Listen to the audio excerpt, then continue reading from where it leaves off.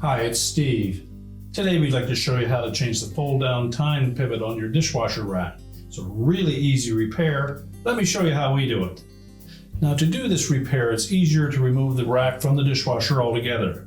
So first of all, take all the items out of the rack, then we'll remove that upper rack and set it on a suitable work surface. To remove the rack, simply pull it all the way forward, lift up on it, slide it forward, and then roll it off the tracks.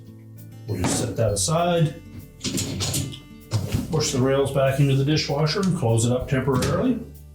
And now we can change out that part.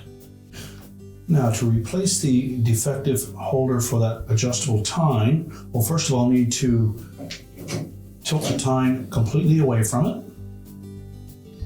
If the old one is still attached to the rack, you'll need to remove it.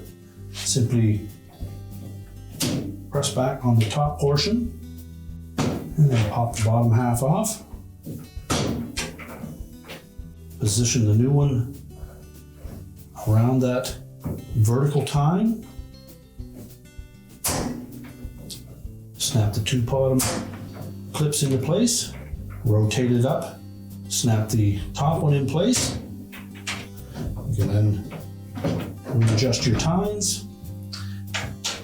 And now we're ready to put the rack back in the dishwasher. So just open up the dishwasher again, pull both the rails forward. Now, when installing that upper rack, we're going to fit that hook between the two rear wheels.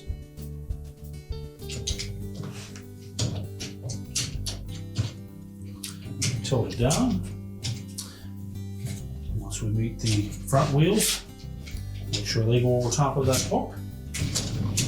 We'll push the rack back into the dishwasher, close up the door, and your repair is complete.